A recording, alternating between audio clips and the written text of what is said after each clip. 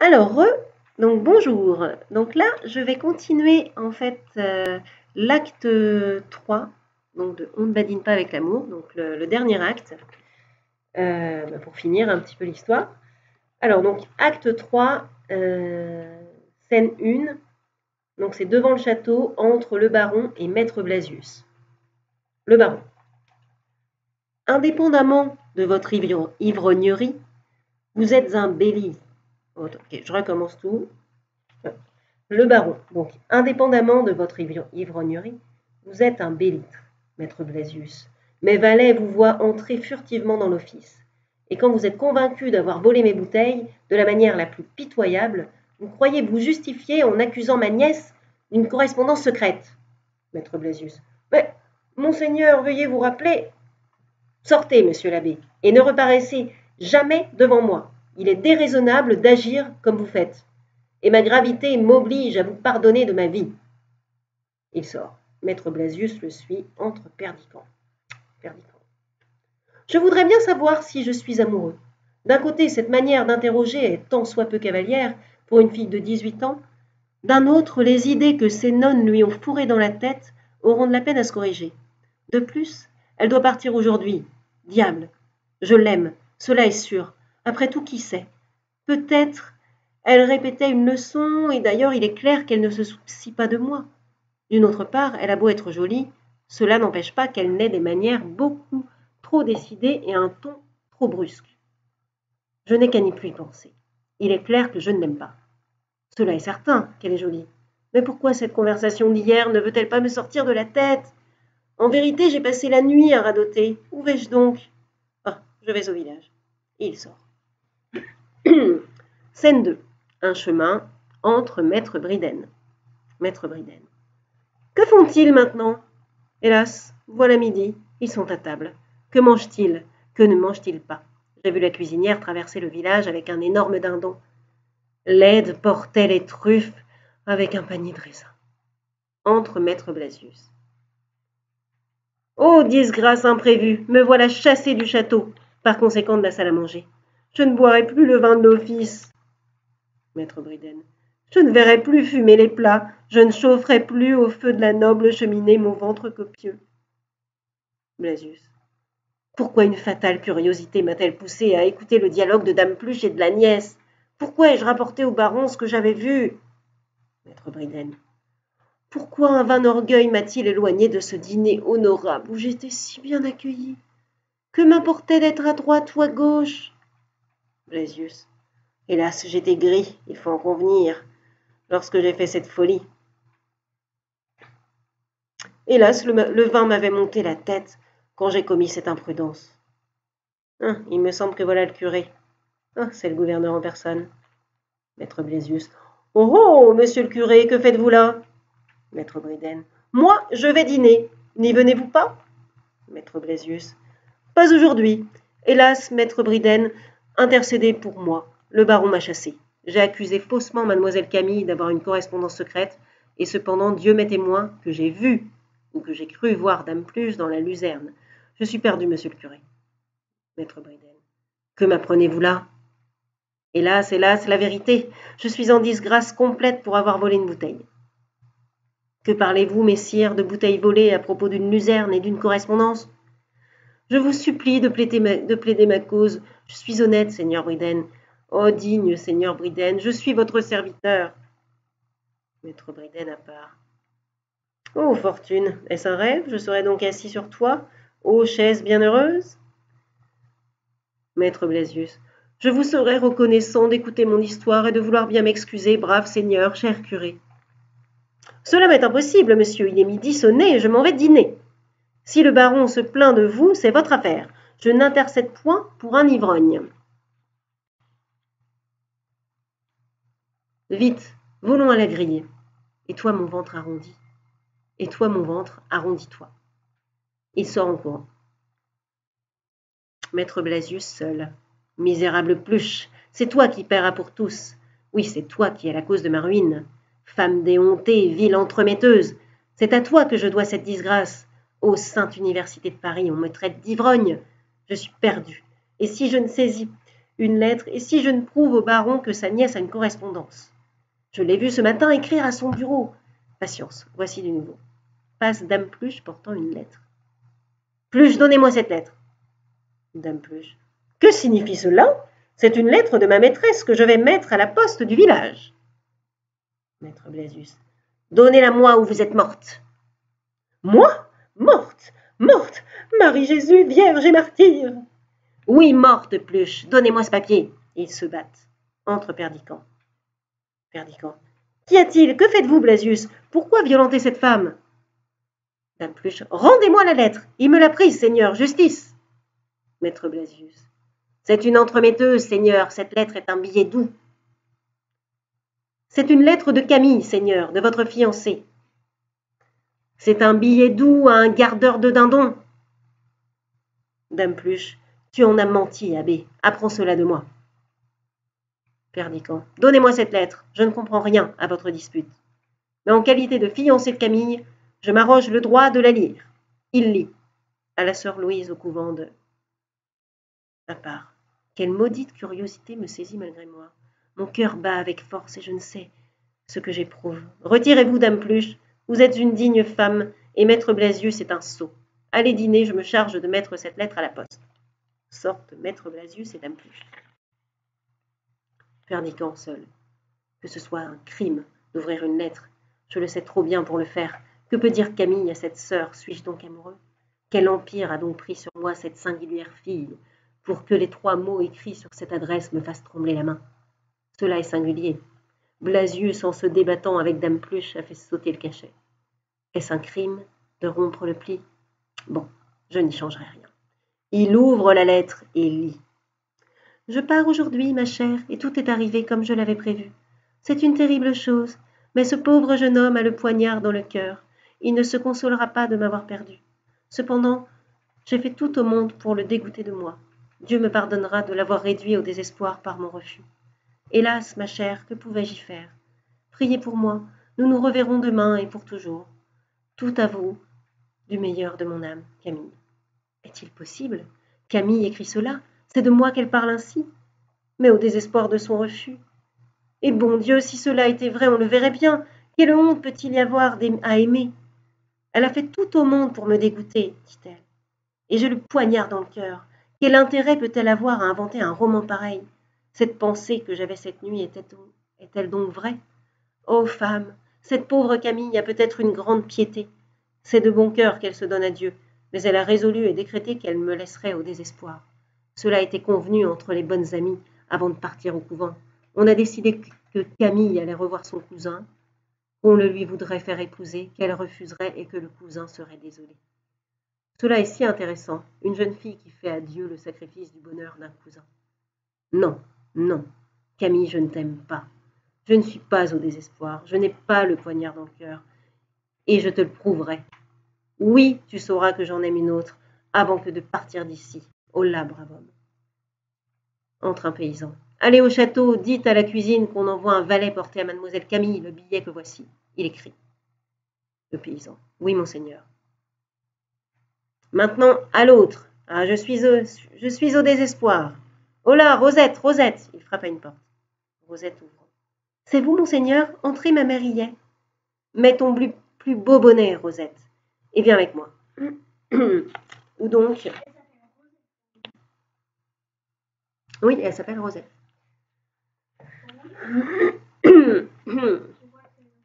J'enregistre, mais vite. Bon, c'est pas grave. Donc, Perdiccas. Je te le dirai. Demande la permission à ta mère, mais dépêche-toi. Rosette. Oui, monseigneur. Elle rentre dans la maison. Perdiccas. J'ai demandé un nouveau rendez-vous à Camille, et je suis sûre qu'elle y viendra. Mais par le ciel, elle n'y trouvera pas ce qu'elle y comptera trouver. Je veux faire la cour à Rosette devant Camille elle-même. Scène 3. Le petit bois. Entre Camille et le paysan. Le paysan. Mademoiselle, je vais au château porter une lettre pour vous. Faut-il que je vous la donne ou que je la remette à la cuisine, comme me l'a dit le seigneur Perdiccas? Camille. Donne-la-moi. Si vous aimez mieux que je la porte au château, ce n'est pas la peine de m'attarder. Je te dis de me la donner. Ce qui vous plaira. Il donne la lettre. Camille. Tiens, voilà pour ta peine.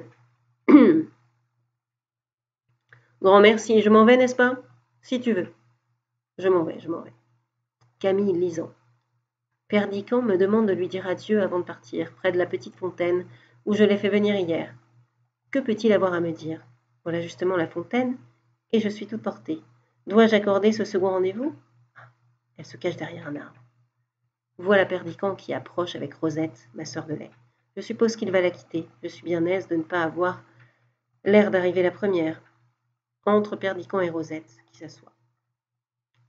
Camille, cachée à part. Que veut dire cela?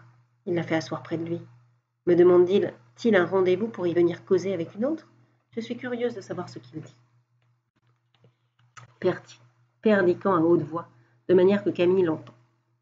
Je t'aime, Rosette. Toi seule au monde, tu n'as rien oublié de nos beaux jours passés. Toi seule, tu te souviens de la vie qui n'est plus. Prends ta part de ma vie nouvelle, donne-moi ton cœur, cher enfant.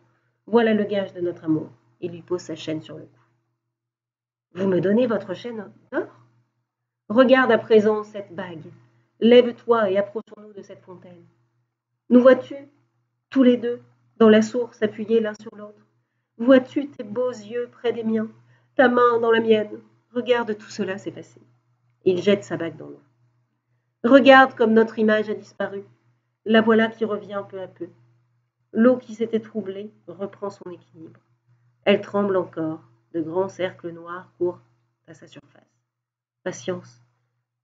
Nous reparaissons. Déjà je distingue de nouveau tes bras enlacés dans les miens, encore une minute. Et il n'y aura plus une ride sur ton joli visage. Regarde, c'était une bague que m'avait donnée Camille. Camille part. Il a jeté ma bague dans l'eau. Perdican. Sais-tu ce que c'est l'amour, Rosette? Écoute, le vent se tait. La pluie du matin roule en perles sur les feuilles séchées que le soleil ranime. Par la lumière du ciel, par le soleil que voilà, je t'aime. Tu veux bien de moi, n'est-ce pas? On n'a pas flétri ta jeunesse. On n'a pas infiltré dans ton sang vermeil les restes d'un sang affadi. Tu ne veux pas te faire religieuse. Te voilà jeune et belle dans les bras d'un jeune homme. Oh, Rosette, Rosette, sais-tu ce que c'est l'amour? Hélas, monsieur, le docteur, je vous aimerais comme je pourrais. Perdican. Oui, comme tu pourras, et tu m'aimeras mieux. Tout docteur que je suis et toute paysanne que tu es, que c'est pas le statut fabriqué par les nonnes qui ont la tête à la place du cœur et qui sortent des cloîtres pour venir répandre dans la vie l'atmosphère humide de leurs cellules, tu ne sais rien. Tu ne lirais pas dans un livre la prière que ta mère t'apprend, comme elle l'a apprise de sa mère. Tu ne comprends même pas le sens des paroles que tu répètes quand tu t'agenouilles au pied de ton lit. Mais tu comprends bien que tu pries, et c'est tout ce qu'il faut à Dieu. Rosette, comme vous me parlez, monseigneur. Perdican. Tu ne sais pas lire, mais tu sais ce que disent ces bois, et ces prairies, ces tièdes rivières, ces beaux champs couverts de moissons, toutes ces natures splendides de jeunesse. Tu reconnais tous ces milliers de frères et moi pour l'un d'entre eux. Lève-toi, tu seras ma femme et nous prendrons racine ensemble, dans la sève du monde tout-puissant. Dans la sève du monde tout-puissant. Il sort avec Rosette. Scène 4, entre le cœur. Il se passe assurément quelque chose d'étrange au château. Camille a refusé d'épouser Perdican. Elle doit retourner aujourd'hui au couvent dont elle est venue. Mais je crois que le seigneur, son cousin, s'est consolé avec Rosette. Hélas, la pauvre fille ne sait pas quel danger elle court en écoutant les discours d'un jeune et galant seigneur. Dame Pluche entrant. Vite, vite, conselle mon âne. Le cœur. Passerez-vous comme un songe léger, ô vénérable dame? Allez-vous si promptement enfourcher de rechef cette pauvre bête qui est si triste de vous porter? Dame Pluche. Dieu merci, chère canaille, je ne mourrai pas ici. Le cœur. Mourrez au loin, Pluche, mamie. Mourrez inconnu dans un caveau malsain. Nous ferons des vœux pour votre respectable résurrection. Dame Pluche. Voici ma maîtresse qui s'avance, à Camille qui entre. Chère Camille, tout est prêt pour notre départ. Le baron a rendu ses comptes et mon âne est batté. Allez au diable, vous et votre âne, je ne partirai pas aujourd'hui. Elle sort. Le cœur. Que veut dire ceci?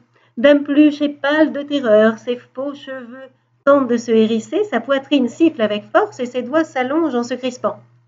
Dame Pluche. Seigneur Jésus, Camille a juré. Elle sort. Scène 5. Entre le baron et Maître Briden. Maître Briden. Seigneur, il faut que je vous parle en particulier. Votre fils fait la cour à une fille du village. C'est absurde, mon ami. Je l'ai vu distinctement passer dans la bruyère en lui donnant le bras. Il se penchait à son oreille et lui promettait de l'épouser. Cela est monstrueux. Soyez-en convaincus, il lui a fait un présent considérable que la petite a montré à sa mère. Oh ciel, considérable, Briden? En quoi considérable? Pour le poids et pour la conséquence, c'est la chaîne d'or qu'il portait à son bonnet. Passons dans mon cabinet. Je ne sais à quoi m'en tenir. Il sort.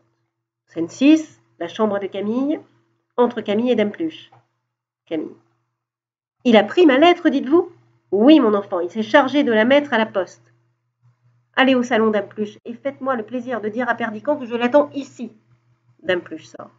Il a lu ma lettre, cela est certain. Sa scène du bois est une vengeance, comme son amour pour Rosette. Il a voulu me prouver qu'il en aimait une autre que moi, et jouer l'indifférent malgré son dépit. Est-ce qu'il m'aimerait, par hasard? Elle lève la tapisserie. Es-tu là, Rosette? Rosette entrant. Oui, puis-je entrer? Écoute-moi, mon enfant. Le seigneur Perdiccand ne te fait-il pas la cour? Hélas, oui. Que penses-tu de ce qu'il t'a dit ce matin? Ce matin, où donc? Ne fais pas l'hypocrite, ce matin à la fontaine dans le petit bois. Vous m'avez donc vue? Pauvre innocente, non, je ne t'ai pas vue. Il t'a fait de beaux discours, n'est-ce pas? Gageons qu'il t'a promis de t'épouser. Comment le savez-vous? Qu'importe comment je le sais. Crois-tu à ses promesses, Rosette? Comment n'y croirais-je pas? Il me tromperait donc? Pourquoi faire? Perdiccand ne t'épousera pas, mon enfant. Hélas, je n'en sais rien. Tu l'aimes, pauvre fille. Il ne t'épousera pas, et la preuve, je vais te la donner. Rentre derrière ce rideau, tu n'auras qu'à prêter l'oreille et à venir quand je t'appellerai. Moi qui croyais faire un acte de vengeance, ferais-je un acte d'humanité? La pauvre fille a le cœur pris. Entre Perdiccand. Bonjour, cousin, asseyez-vous. Quelle toilette, Camille? À qui en voulez-vous? À vous, peut-être. Je suis fâchée de n'avoir pu me rendre au rendez-vous que vous m'avez demandé. Vous aviez quelque chose à me dire? Perdiccand à part. Voilà sur ma vie un petit mensonge assez gros pour un agneau sans tache. Je l'ai vu derrière un arbre écouter la conversation. Je n'ai rien à vous dire qu'un adieu, Camille. Je croyais que vous partiez. Cependant, votre cheval est à l'écurie et vous n'avez pas l'air d'être en robe de voyage. J'aime la discussion. Je ne suis pas bien sûre de ne pas avoir eu envie de me quereller encore avec vous. À quoi sert de se quereller quand le raccommodement est impossible?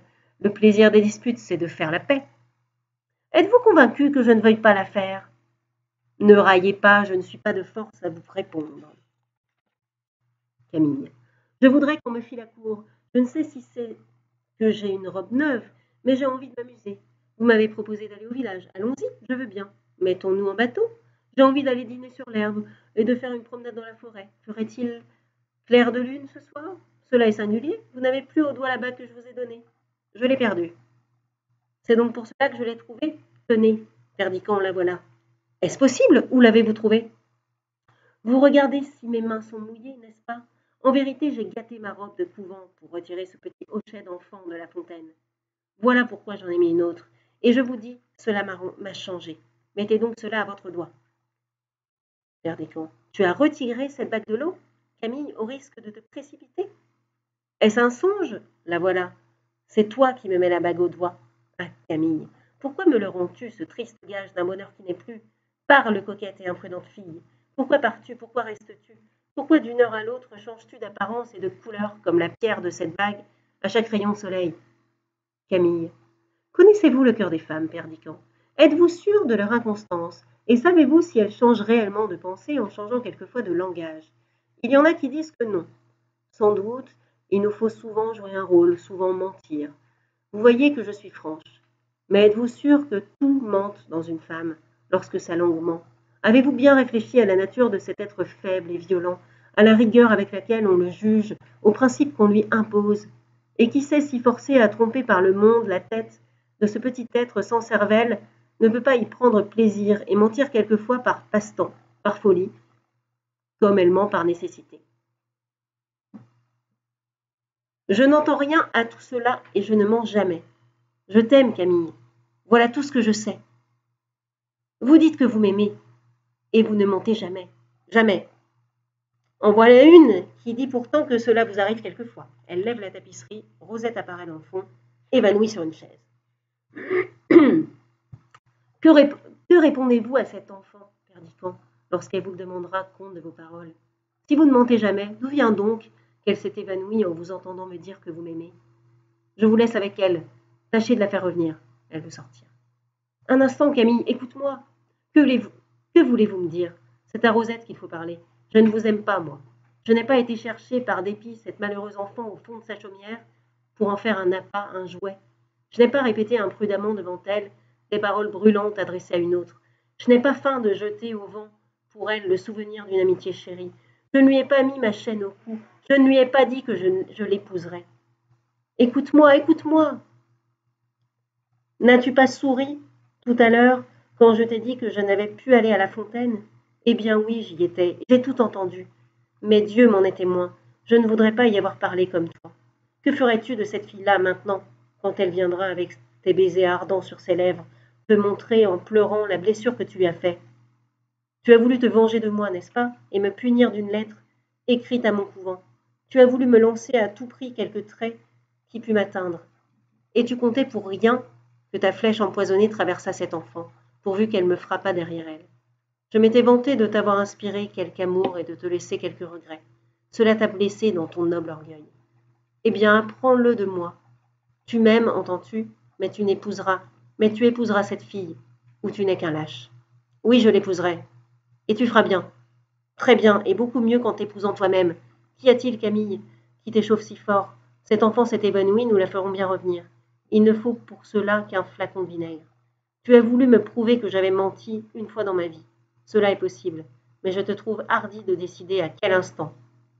Viens, aide-moi à secourir Rosette. Et ils sortent.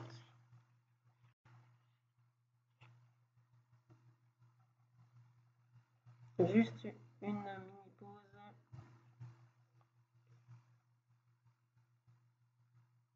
Ok.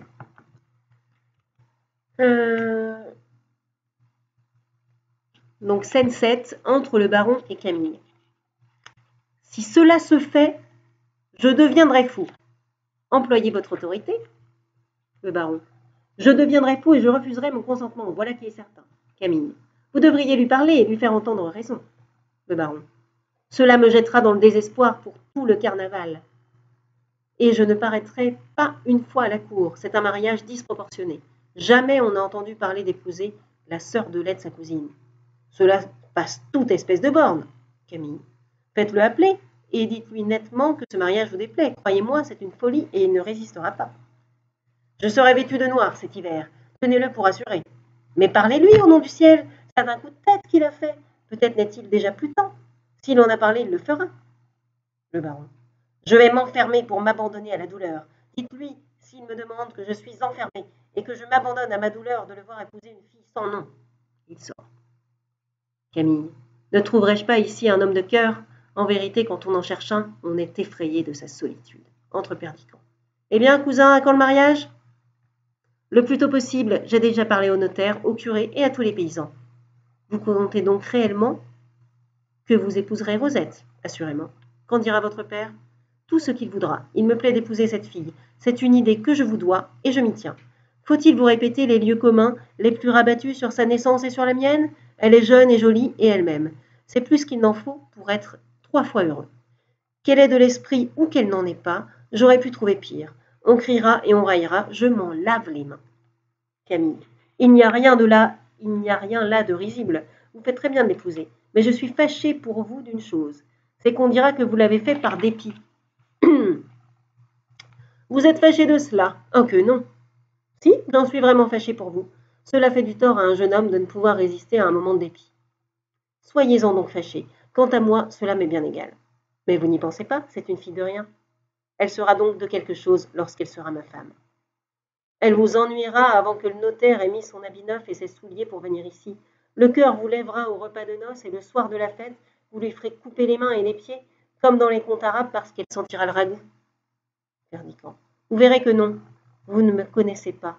Quand une femme est douce et sensible, franche, bonne et belle, je suis capable de me contenter de cela. Oui. en vérité jusqu'à ne pas me soucier de savoir si elle parle latin. Il est à regretter qu'on ait dépensé tant d'argent pour vous l'apprendre. C'est 3000 écus perdus. Oui, on aurait mieux fait de le donner aux pauvres. Ce sera vous qui vous en chargerez, du moins pour les pauvres d'esprit. Perdicant. Ils ne me donneront en échange le royaume des cieux, car il est à eux. Camille. Combien de temps durera cette plaisanterie? Quelle plaisanterie? Votre mariage avec Rosette? Bien peu de temps. Dieu n'a pas fait de l'homme une œuvre de durée, 30 ou 40 ans tout au plus. Je suis curieuse de danser à vos noces. Écoutez-moi, Camille, voilà un ton de persiflage qui est hors de propos. Il me plaît trop pour que je le quitte. Je vous quitte donc vous-même, car j'en ai tout à l'heure assez. Allez-vous chez votre épousée? Oui, j'y vais de ce pas. Donnez-moi donc le bras, j'y vais aussi, entre Rosette. Te voilà, mon enfant? Viens, je veux te présenter à mon père. Rosette se mettant à genoux. Monseigneur, je viens vous demander une grâce. Tous les gens du village à qui j'ai parlé ce matin m'ont dit que vous aimiez votre cousine, et que vous ne m'avez fait la cour que pour vous divertir tous deux. On se moque de moi quand je passe, et je ne pourrai plus trouver de mari dans le pays, après avoir servi de risée à tout le monde. Permettez-moi de vous rendre le collier que vous m'avez donné, et de vivre en paix chez ma mère. Camille. Tu es une bonne fille, Rosette. Garde ce collier, c'est moi qui te le donne, et mon cousin prendra le mien à la place. Quant à mon mari, n'en sois pas embarrassé, je me charge de t'en trouver un. Cela n'est pas difficile, en effet. Allons, Rosette, viens, que je te mène à mon père. Pourquoi cela est inutile? Oui, vous avez raison, mon père nous recevrait mal. Il faut laisser passer le premier moment de surprise qu'il a éprouvé. Viens avec moi, nous retournerons sur la place. Je trouve plaisant qu'on dise que je ne t'aime pas quand je t'épouse. Pardieu, nous les ferons bien taire. Il sort avec Rosette. Camille, que se passe-t-il donc en moi? Il l'emmène d'un air bien tranquille, cela est singulier. Il me semble que la tête me tourne. Est-ce qu'il l'épouserait tout de bon? Oh la dame Pluche! N'y a-t-il donc personne ici? Entre un valet. Courez après le seigneur Perdicant, dites-lui vite qu'il remonte ici. J'ai à lui parler. Le valet sort. Mais qu'est-ce donc tout cela? Je n'en puis plus, mes pieds refusent de me soutenir. Rentre Perdicant. Vous m'avez demandé, Camille? Non, je... En vérité, vous voilà pâle. Qu'avez-vous à me dire? Vous m'avez fait rappeler pour me parler? Non, ô Seigneur Dieu. Elle sort. Scène 8. Un peu compliqué leur truc. Hein. Ils sont un petit peu... ils ont du mal à se parler. Alors, scène 8 et dernière scène, du coup. Un oratoire entre Camille. Elle se jette au pied de l'autel. M'avez-vous abandonné, ô mon Dieu? Vous le savez, lorsque je suis venue, j'avais juré de vous être fidèle. Quand j'ai refusé de devenir l'épouse d'un autre que vous, j'ai cru parler sincèrement, devant vous et ma conscience. Vous le savez, mon père, ne voulez-vous donc plus de moi? Oh, pourquoi faites-vous mentir la vérité elle-même?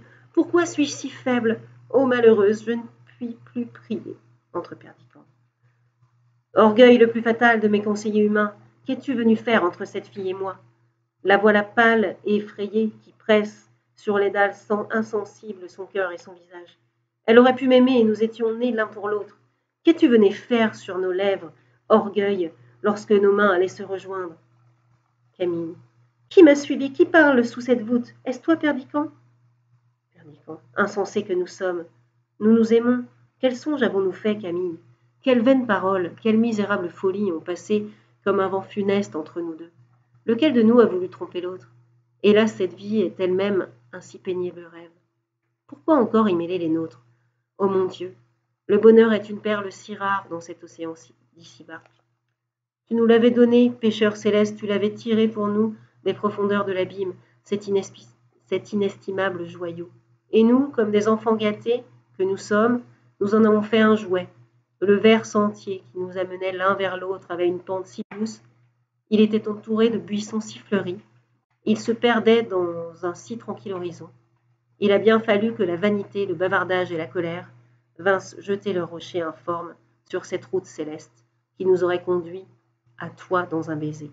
Il a bien fallu que nous nous fissions du mal, car nous sommes des hommes, ô insensés.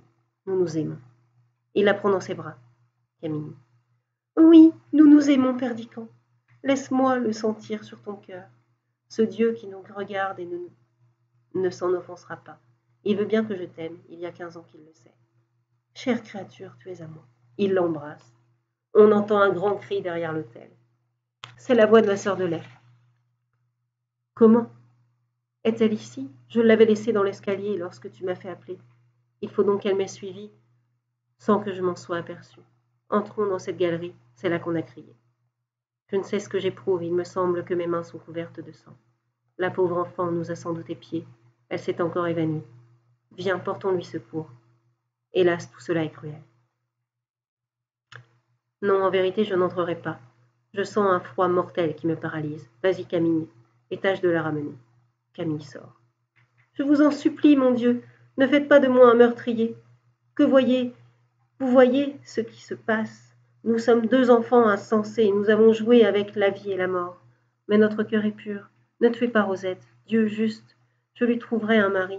Je réparerai ma faute, elle est jeune, elle sera riche, elle sera heureuse. Ne faites pas cela, ô Dieu.